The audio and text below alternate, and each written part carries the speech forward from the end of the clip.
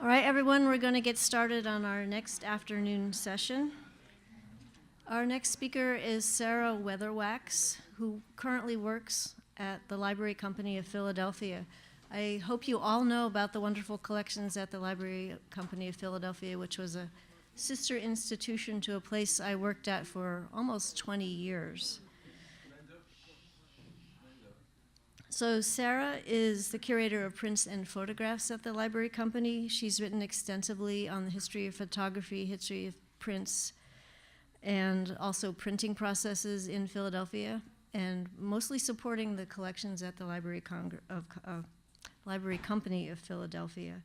She's currently on the board of the American Historical Print Collectors Society and on the Publications Committee of the Daguerrean Society. She's going to speak to us today about images of Irish people and Irish immigrants in ephemera. So, a very appropriate talk for St. Patrick's Day, which will be coming up on Sunday. So please join me in welcoming Sarah.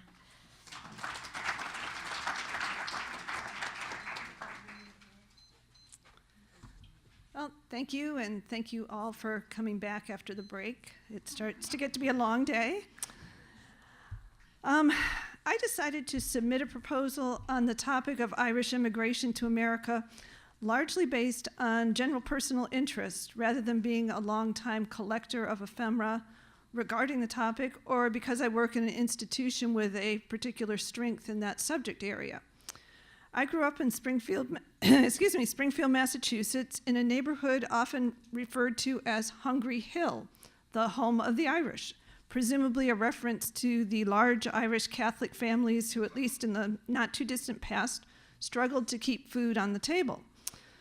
While I can lay claim to some Irish ancestors of my own, the Fitzgeralds and the Quirk families who emigrated to America in the 19th century, I was not nearly as Irish as many of my neighborhood friends, whose grandparents still spoke with brogues, or who, with varying degrees of enthusiasm, were taken by their mothers to Irish dancing class every Saturday.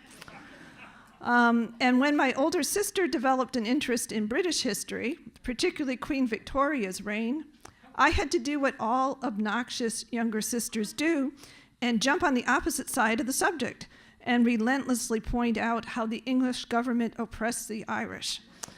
And that is how my interest in Irish history began. While the mid-19th century formed the backdrop to the peak period of Irish immigration, the Irish had certainly been coming to America well before then as well. The 1790 United States Census identified approximately 44,000 people as Irish immigrants, and another 150,000 residents of Irish ancestry were counted among the nation's 3 million inhabitants. Recognizing the need to support newly arrived immigrants led to the establishment of charitable groups such as the Hibernian Society for the Relief of Immigrants from Ireland, which was founded in Philadelphia in 1771 and later changed its name to the Society of the Friendly Sons of St. Patrick. As late as the 1950s, the organization was using a reproduction of this as their membership certificate, and the vignette appears on the Society's website today. Allegorical female figures reach out to welcome the newcomers to a land of prosperity. And while there are certainly many references to America on this membership certificate, notice the Irish harp's prominent placement in the central vignette. The artist of this certificate, John James Barillett, was himself an Irish immigrant who arrived in Philadelphia in the late 1790s as a young widower with 2 children. Barillett was the subject of an article in the July 1939 issue of the magazine Antiques, in which the author rather nastily sums up Barillett's reasons for emigrating to America. Quote, "The artist was left a hapless widower with 2 small children on his hands," she wrote. "Usual story, he drowned despondency in drink. Distracting youngsters interfered with his work. Commissions dwindled, funds oozed away, rent became overdue, starvation was imminent.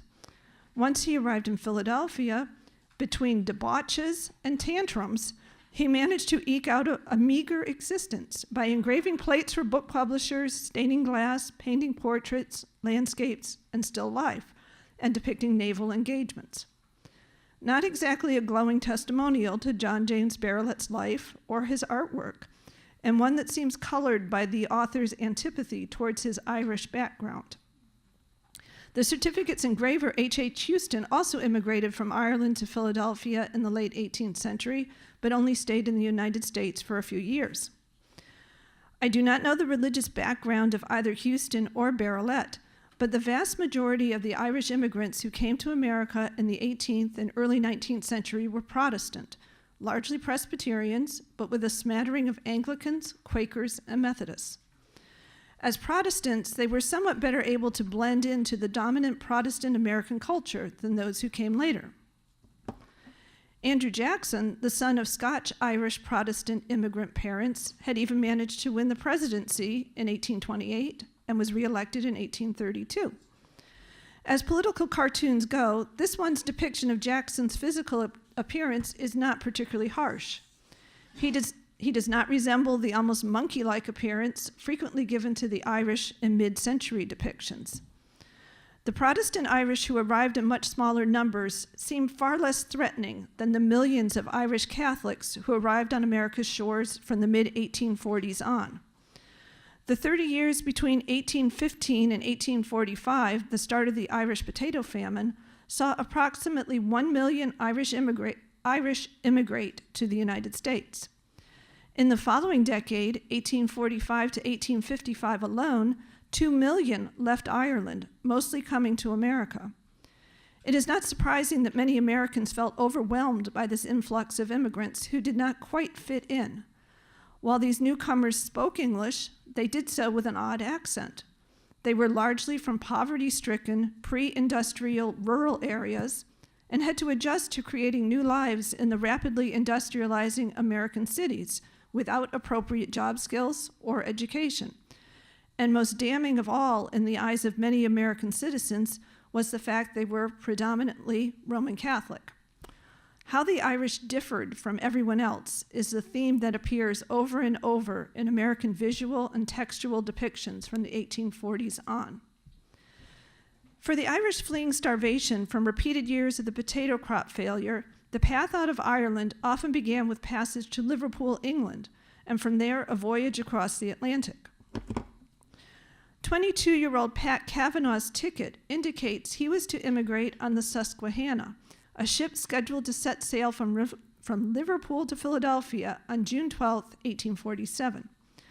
Kavanaugh will spend the 7-week voyage in steerage. He will have an assigned berth and at least 10 cubic feet to hold his worldly possessions. He will supply his own bedding and eating and drinking utensils for the provisions provided by the shipping company. The ticket carefully delineates his weekly provisions as 7 pounds of bread, biscuit, flour, oatmeal, or rice, or a proportionate quantity of potatoes, and 3 quarts of water, to be distributed at least twice a week. 18-year-old Anne Murphy traveled in steerage to Philadelphia through Belfast and Liverpool in the winter of 1847 via a different shipping company. What is special about Anne's ticket are the detailed instructions written on the back, which read in part, "When she got her sea store and clothes packed up in as small bulk as possible, she can get to Belfast by the best conveyance and get put on board the steamer for Liverpool in Belfast, and on board the boat, she must be very careful of herself and things and form no acquaintance with anybody and take care of anybody meddling with her things." The fear that Anne Murphy or any of the other naive immigrants might be taken advantage of as they traveled thousands of miles away from home was well-founded, and throughout the 19th century, more groups like the Hibernian Society that I mentioned earlier formed to provide financial assistance and practical advice. In the mid-1840s, Philadelphia's Hibernian Society, for example, raised about $700 a year for relief of the immigrant poor. The Ancient Order of Hibernians, established in New York City in 1836, and the Hibernian Benevolent Institution, started in the coal mining region of northeastern Pennsylvania in 1833, are 2 examples of this type of charitable relief organization. Do note that while these membership certificates incorporate symbols of Ireland and America, it is the American eagle that oversees the certificates. Pride in Irish heritage is combined with the expression of loyalty to one's new country. While some sought to ease the transition of immigrants, the overall American reaction to the Irish flooding into America ranged from indifference to outright hostility. In 1847, the year that both Pat Kavanaugh and Anne Murphy arrived in Philadelphia, Thomas P. Cope, also of Philadelphia, noted in his diary, "They will be expensive and troublesome, but their offspring may make good citizens, and we have in our extensive West room enough for all." Cope's suggestion that the Irish would benefit from moving out of the crowded East Coast urban areas to America's western interior was a path taken by a good number of Irish who labored on the railroads and canals. Cope's relatively benign opinion, of course, may have been colored by his ownership of the packet ships on which many of the Irish arrived in America. Irish immigration was good business from Cope's perspective. In contrast, wealthy Philadelphian George Sidney Fisher recorded in his diary the same year a much less welcoming stance toward the Irish. "They come by thousands to New York, utterly destitute, many of them diseased, mere masses of rags and wretchedness," Fisher wrote. "The almshouses, hospitals, and poorhouses are crowded, and they are dying by hundreds. And here they come not only to work and eat or die, but to vote. That is the danger and the evil." The fear of giving the Irish political power was based, at least in part, on the widespread distrust of Catholicism in mid-century Protestant America. Catholics were seen as uneducated and under the control of priests and European despots who hoped to undermine American democratic institutions, an attitude perfectly depicted in this 1855 cartoon published in New York City. The priest, seated in the boat facing the viewer, states, "Only let us get a good foothold on the soil, and we'll burn up those books and elevate this country to the same degree of happiness and prosperity to which we have brought Italy, Spain, Ireland, and many other lands." At the same time, one of his fellow priests tethers the boat to American soil by hooking onto a shamrock on the shore. This cartoon would have found a receptive audience from members of the Know Nothing Party, a political party that formed in the 1840s on anti-Catholic, xenophobic, and anti-immigration platform. Indeed, the boy identified as Young America on the shore holding the Bible states in part, "We are determined to know nothing but this book to guide us in spiritual things." Also known as the nativists, the Know Nothing Party saw themselves as defending the Protestant values they deemed as American. And by the 1850s, they had succeeded in electing more than 100 congressmen and 8 governors and controlled the legislators in about half a dozen states.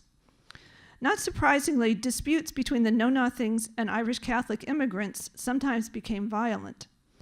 In Philadelphia, anti-Catholic riots, primarily directed at the Irish, broke out in the spring of 1844 over the issue of Catholic children being forced to participate in Protestant religious instructions in public schools. When the school board proposed suspending Bible reading entirely until a policy could be devised that was acceptable to both Catholics and Protestants, the nativists took this as a threat to Protestant values and attacked and burned down several Catholic homes and churches. Although there's nothing in this print that specifies the cause of the riot as ethnic or religious differences, the 1840 date on the church in the background and the letters IHS carved above the church door lets viewers know that this is a recently established Catholic church, thus most likely belonging to the city's new Irish Catholic immigrants. Nativist George Schiffler of Philadelphia became a martyr for the Know-Nothing cause, and his death inspired prints and songs to commemorate his sacrifice. Although the song sheets do not specifically mention the Irish, the lyrics remind us that Schiffler was, quote, slain by a ruthless foreign band, and that we must rally to put all foreign influence down. While the number of people actually taking to the streets to violently protest the influx of Catholic immigrants, and particularly Irish immigrants, was relatively small, the negative perception of the Irish was widespread and an accepted part of the fabric of American life in the mid-19th century. I want to share with you some of the visual depictions that supported and perpetuated those stereotypes. Many of you are probably familiar with comic valentines of the 19th century. The valentines that are about as far away from romance as one can get. I think of them as equal opportunity offenders, insulting almost every profession, trade, racial, or ethnic group one can think of, and certainly the Irish did not escape notice. In this valentine entitled An Irishman, we have all sorts of stereotypes laid out both textually and visually. The Irishman carries a shillelagh, or Irish walking stick, that could be used as a cane, as well as in a fight, and the text asks, "Are you after a row with Dennis or Mick?" and questions his interest in taking on the know-nothing party in a brawl. The verse also gets in a swipe at Irish drinking habits and their religious practices with the mocking line, "And at a wake, you are sure to get tight." The man in this valentine displays the simian features often bestowed on caricatures of the Irish and mocks the supposed upwardly mobility of the Irish. The immigrant arriving on the boat in the background is barefoot and in shirt sleeves and holds his head seemingly in a bewildered stance. In contrast, the Irishman in the foreground is wearing a vest and jacket, as well as shoes and socks, and puffs on a pipe while he strikes a confident pose with hand in pocket. And why shouldn't he be confident? The verse below reads, "Soon I will be showing you how to get into office and stick like a leech," which played on the fears of many Protestant Americans about the influence Irish Catholic voters could have on political elections. The satirical blows of comic valentines did not spare Irish women either. In the image on the left, the ethnic status of the woman is made clear by providing her name in the verse, and her socioeconomic status is signified by the inclusion of the broom. Bridget is the bold Irish maid, described as brassy in the Valentine's verse, who is caught in the act of putting on her mistress's expensive lace bonnet. The Valentine on the right satirizes the Irish woman's brogue and its seductive charms on men.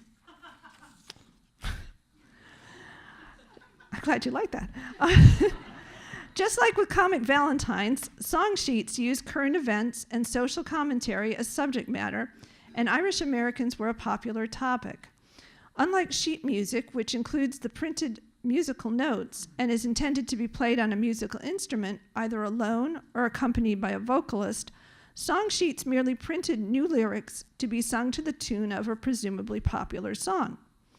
Thousands of different song sheets were churned out by publishers and sold cheaply to the eager public by stationery shops, street vendors, and through mail order catalogs. The two song sheets here both have an Irish theme, and the theme is how much the Irish drink and the trouble that habit can cause. James Kelly immigrated from Ireland to Brooklyn, New York, and while initially leading a moral, upstanding life in America, he later succumbed to drinking, and in a fit of jealousy killed his wife. "Before I took to drinking, at work I was quite zealous. Liquor got the best of me, and soon I did get jealous," read the lyrics. Kelly repents of his sins at his hanging. The ethnicity of the abusive drunk husband in the wife's lament, shown on the right, is not directly stated, but he is named Connor, and the lyrics are to be sung to the tune of "Dear Irish Boy," so I think it's not too much of a stretch to assume that Connor is Irish.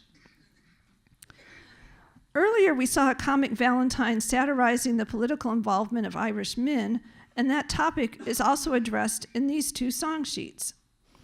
By the mid-1850s, white males no longer had to be property owners to be eligible to vote. Pat McCarty, on the right, proudly declares that he is, quote, "an independent freeman and a good, sound Democrat." The unnamed Irishman in the brogue states that he's a voter, but don't vote for rogues, a word that conveniently rhymes with brogues. The peak of popularity for song sheets coincided with the Civil War, so not surprisingly, many songs related to Civil War battles, soldiers, and those they left behind on the home front. In this song sheet, Who Will Care for Mickey Now?, the Irishman Mickey laments, Molly darling, I am drafted, sure I must for a soldier go, and leave you all alone behind me for to fight the rebel foe. More than 145,000 men born in Ireland fought for the Union as part of about 38 different Irish regiments. About 40,000 Irish American men fought for the Confederacy. While many volunteered, others like Mickey were drafted. The Draft Act of 1863 for the first time compelled all unmarried white men between the ages of 20 and 45 who were American citizens or who had declared their intention to become citizens to register for the military draft. Men who could afford it had the option to pay a substitute to serve in their place. Many working-class Irishmen felt this system was rigged against them since they were unable to pay for a substitute. In July of 1863, riots against the military draft broke out in New York City. Also fueling the anger of many of the Irish rioters was racial prejudice aimed at African Americans. With the passage of the Emancipation Proclamation in 1863, which freed the slaves, some Irish felt that their own already fragile economic status would be even further diminished when the flood of unskilled African American labor entered the marketplace and competed with them for jobs. In the carte de visite shown here, Hugh Judson Kilpatrick, empowered with quelling the riots, impales a caricature of an Irishman, a supposed victim of the military suppression of the New York City rioters. More than 100 people died during the rioting, but the vast majority of the victims were African Americans, not Irish. While Irishman Hugh Kilpatrick was satirized for his part in putting down the New York City draft riots, his fellow Irishman, John Hughes, the Archbishop of New York, was widely praised for helping to bring an end to the violence. Even if by the summer of 1863, the patriotic fervor for military service in the Civil War had dimmed, thousands of young men of Irish and non-Irish heritage had willingly enlisted and continued to do so. Recruiting posters with their big, bold texts and graphics proclaimed reasons why men should enlist. Irishmen were urged to fight alongside their brethren. Unlike some of the broadsides that I'll show you shortly, this recruiting poster did not trumpet the word Irish to catch the eye of potential recruits, but Irish recruits would certainly have noticed the Irish harp and shamrocks, and the Irish surname Cochrane. The practicality of being given $60 in hand would also have been an appealing inducement to someone living in precarious financial circumstances. These two broadsides made sure that they appealed to their intended audience of Irish men. The word Irish is in the largest font on both. The poster on the right, in particular, emphasizes the practical advantages that would come by enlisting. Recruits would be provided with uniforms and comfortable living quarters. Food, you don't think that's true? Food and pay would begin immediately upon registering. This poster also makes it very clear that recruits would be serving under a fellow Irishman, one whose family genealogy was closely intertwined with the history of Ireland. Robert Emmett Patterson was the son of an immigrant to America, whose family had been banished from Ireland because of their resistance to the British government. Patterson carried the name of the Protestant Irish rebel who led a group of Catholic Dubliners against the British in the late 18th century and who was executed by the British government in 1803. The red and green text of these two broadsides is truly eye-catching. Robert Patterson is again seeking recruits on the broadside to the left with promises of food and shelter. The poster on the right, however, makes a direct appeal to the Irish pride in their ancestral country's history. Cochrane will lead us now to victory, as our heroes did of old, the broadside proclaims, and urges the potential recruits to join the Brian Boru United Irish Legion. In the early 11th century, Brian Boru, the High King of Ireland, defeated the Vikings at Clontarf, a battle that came to be seen in the popular imagination as one that freed the Irish from foreign domination and made Boru a national hero. Michael Cochrane was the present-day Irishman leading the troops into battle in the American Civil War. Cochrane immigrated from Ireland in 1849 as a 22-year-old and settled in New York City, finding work as a clerk in a tavern called the Hibernian House. He became active in New York City politics and joined the 69th New York Militia, rising to the rank of colonel by 1859. He gained notoriety in 1860 when he refused to have his troops march in a parade honoring the Prince of Wales' visit to New York as a way of protesting the British treatment of the Irish during the famine. Cochrane was awaiting court-martial over the incident when the Civil War broke out and charges were dropped. Cochrane's exploits leading the 69th Regiment, filled with his fellow Irishmen, became legendary and widely celebrated. These patriotic envelopes, for example, featured Cochrane and his regiment and made the ties between the regiment and their Irish heritage very explicit. Produced in both the North and South in large quantities in the years leading up to and during the Civil War, these envelopes featured images of flags, coats of arms, portraits, and caricatures. Here, Michael Cochrane, the figure on the far left, as well as James Mulligan and Thomas Francis Meagher, are identified as the sons of Erin. Mulligan, the son of Irish immigrants, led an Irish brigade during the war. Meagher, an Irish nationalist, came to America after escaping Australia, where he was sent by the British after his conviction for sedition in Ireland. An Irish harp is inserted into the Stars and Stripes shield on the envelope to the left, and the line below in Gaelic translates into 100,000 welcomes, and the verse ends with the phrase Erin go bra, or Ireland to the end of time. Publishers produced toys and novelty items as a way to keep up morale on the Civil War home front. Children could reenact battles using paper doll soldiers dressed in the uniforms of various regiments. In order to play with the paper dolls, the publishers urged youngsters to very neatly cut out all but the ground and then glue the paper doll to a stand or block of wood with gum arabic. On the right, Colonel Cochrane is depicted on his horse, leading the charge into battle, or children could fight battles with unnamed soldiers from the 69th Regiment or the exotically dressed Irish Zouave soldiers under the command of Captain Meagher, pictured in the lower left corner. Irish American consumers would certainly have been receptive to purchasing items like these that showed their fellow countrymen in a positive light, bravely fighting in their new homeland.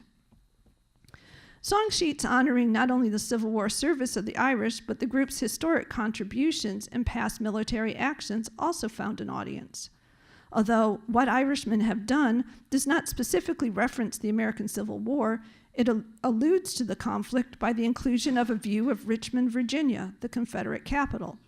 The song sheet's lyrics harken back to Irish bravery during the American Revolution. The battlefield of Lexington, a monument to stand to the valor and endurance of the sons of Paddyland. When demanded to surrender, brave Mulligan did reply, "Tell your leader that we are Irishmen and we are not afraid to die." The lyrics in a later stanza also pointedly address the current status of the Irish in America. Yet how oft do we hear Irishmen who should love that name deny the country of their birth as though it were a shame? The lyrics to the song on the right even more explicitly contrast the bravery and sacrifice of Civil War soldiers with the prevailing prejudice against the Irish. And in this war, their loyal arms have made the rebels fly, so pray, blot out forever, no Irish need apply. While Alfred Honor of Philadelphia and H. de Marson of New York City and a host of other publishers churned out song sheets to an eager audience, the prolific New York City print publishing firm of Currier and Ives tapped into the Irish-American market for visuals with a vengeance. Currier and Ives published over 200 prints with Irish and Irish-American themes, including this lithograph of the 69th Regiment charging into battle at Bull Run in 1861. It's been estimated that approximately 100,000 copies of Irish-related prints were sold by this firm. And certainly, Currier and Ives were not the only publishing firm to realize that millions of people in the Irish-American community was a consumer market too large to be ignored. The next two slides show large hand-colored lithographic prints, both entitled St. Patrick's Day in America, created to be framed and hung on the walls of private residences or possibly the walls of Irish American organizations. The first St. Patrick's Day parade in America was held in New York City in 1762. This view of the holiday parade marching past the city's Union Square over 100 years later shows how large the celebration had become. Floats glide by featuring a bust of Irish activist Daniel O'Connell and a banner for the St. Patrick's United Benevolent Society. Men ride on horseback, soldiers march, and a band plays. Cheering crowds line the street to watch the procession go by. The overall feeling is one of order and decorum. This is not a crowd about to riot.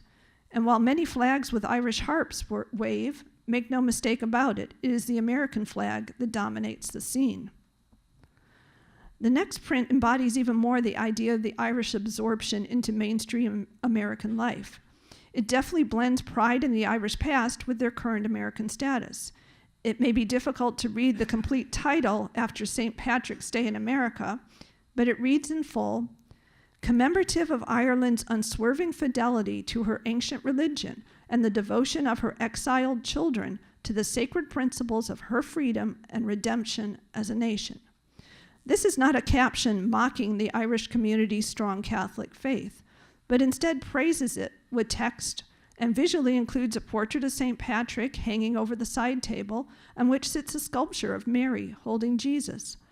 The family's pride in their Irish heritage manifests itself with the girl leaning out the window, enthusiastically waving a God Save Ireland banner, and the boy proudly accepting a shamrock in his lapel from his mother. Yet at the same time, the family is portrayed as American in many ways. The domestic interior epitomizes the ideal of the Victorian middle class, regardless of their ethnicity, from the parlor furniture to the presence of a sewing machine. On the wall, looking down over the parlor scene, is the portrait of a Civil War soldier hung beneath the flags of America and Ireland. I am speculating the portrait is the missing family member, the father, a casualty of the Civil War. Just as the St. Patrick's Day in America prints were aimed at the Irish American market, so was this booklet, published in New York City in 1880, relating Ireland's long and troubled history with England. Poems like The Lament of the Irish Immigrant share space with biographical portraits of Irish heroes and short historical sketches. Advertisements in the back of the publication promote a new weekly newspaper called The Armchair, filled with stories to please Irish patriots. This publication, however, was trying to reach beyond just an Irish audience that was presumably well aware of the former country's history, and to connect with a more general American audience. The booklet's dedication read in part to liberty-loving American people, with the earnest hope that its perusal will tend to increase and vivify their sympathies with the Irish people in their present struggle against oppression. The positive contributions made by Irish Americans to the larger American story gained more acceptance and attention in the last half of the 19th century. In 1868, Irish politician and author John Francis Maguire, for example, published an over 650-page book entitled The Irish in America, based on his travels throughout the United States. John Maguire was also the author of a biography of Father Theobald Matthews, an Irish temperance reformer. Father Matthews' contributions, and those of Commodore John Barry, an Irish-born naval commander known as the father of the American Navy, were acknowledged when their sculptures were included as part of the Catholic Total Abstinence Union of America fountain, erected in Philadelphia in 1876. Notice, penciled along the lower right edge of this piece of sheet music is the name C. O'Hara, evidence of the music's ownership at one point by someone of Irish descent. Even a tenuous connection to someone Irish could be enough to signify the historical importance of a location to an audience. By the 1870s, this rather humble late 17th century cottage in Philadelphia's Fairmount Park attracted public attention because of its association with the Irish poet Thomas Moore, who supposedly stayed in the cottage during his visit to America in 1804. Amateur and professional photographers and artists documented this site, and it was frequently included in postcard sets of Fairmount Park views. I do not, however, want to imply that in post-Civil War America, negative views of the Irish no longer existed. One does not have to look very far to find really nasty stereotypical images. Famed cartoonist Thomas Nast drew this periodical cover illustration in 1876, stoking the fears of white Americans during the Reconstruction era of giving African Americans the right to vote. Although the ethnicity of the figure on the right is not specifically named, he sits on the side of the scale marked white. His monkey-like face would have clearly marked him as Irish to the magazine's readership. And in this 1882 cartoon from Puck, it is the Irish and the African American guests in Uncle Sam's lodging house that seem to be the most problematic. Neither is willing to stay within his prescribed area. The African American man's legs hang over the edge of his bed, while the Irishman shouts and angrily gestures at a cowering Uncle Sam and Lady Liberty.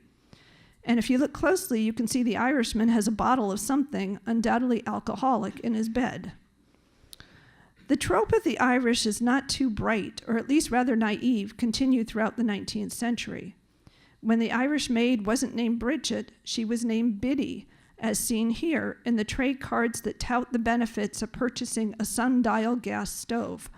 Despite her best efforts, Biddy was unable to get the old stove lit, but even she was able to operate a gas stove. Her work was now so easy that dumb Biddy even suggests to her employer that her wages be reduced.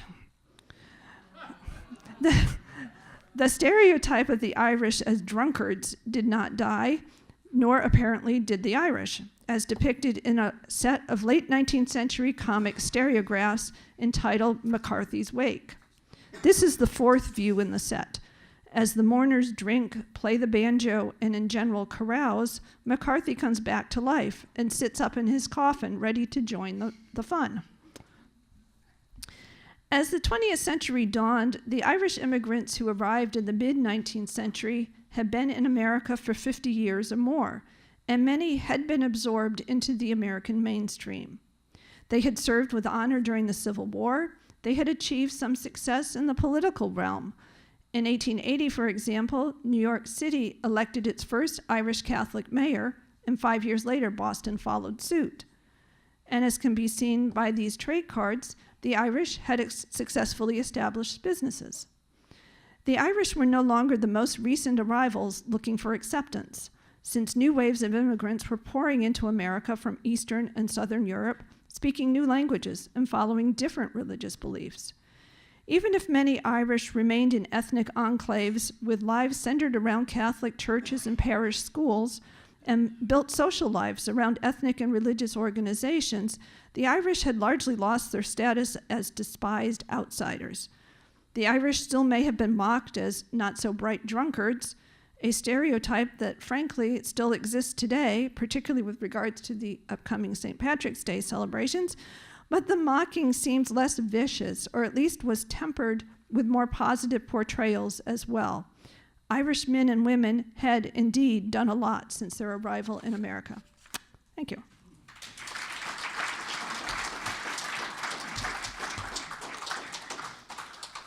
Questions?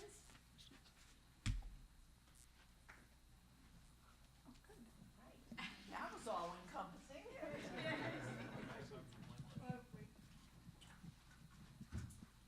Sir, I'm sorry. Back behind the pillar. This comes under the category of a dumb question. You said, if I got this right, that the people that were coming over on the sailboats, schooners, whatever they were, that they were, this one fellow anyway, was issued 8 quarts of water. I think it was 3. Hang on. What was it? 3 quarts of water. 3 Yes. quarts of water, and that voyage was 7 weeks, was it? 3 quarts of water to be distributed at least twice a week. Twice a So week. one assumes that would be 6 quarts of water a week, which still doesn't sound like very much. That's what I was getting at. Yeah. Yeah. Okay. So was that really, I'm sure you haven't investigated this, but was it really enforced, or was that? I have no idea, because I hadn't really thought. I was just thinking, wow, 7 pounds. I was sort of hung up on how much bread and just carbohydrates. So yeah, I don't know. It does seem like 6 quarts of water would not be enough for someone to survive. Yeah, okay. But That's what I was getting yeah. at. Thanks. That wouldn't have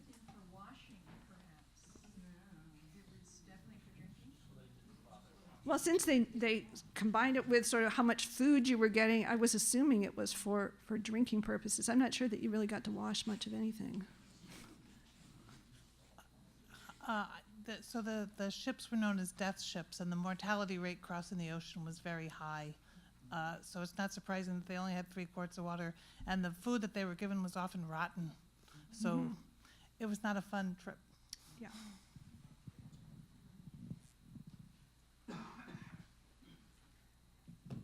Any other comments? So I think most people know that the Irish were shown in a very bad light originally when they came in, but I, as a descendant of Irish people, I'm still often very shocked by the incredible vehemence and hatred and really despicable way they are portrayed, including some of the things you've shown.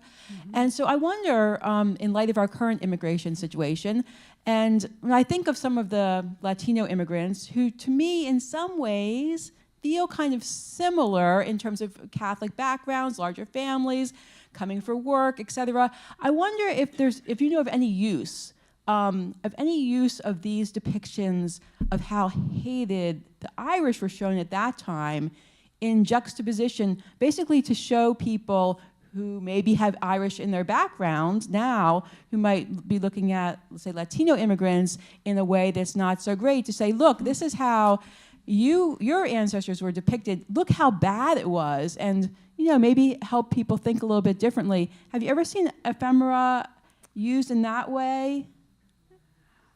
I have to say that I've not, but I guess I'd be curious. I'm pointing to you. Whether you've seen anything like that, Margaret. Not really, because in instances where I have seen similar,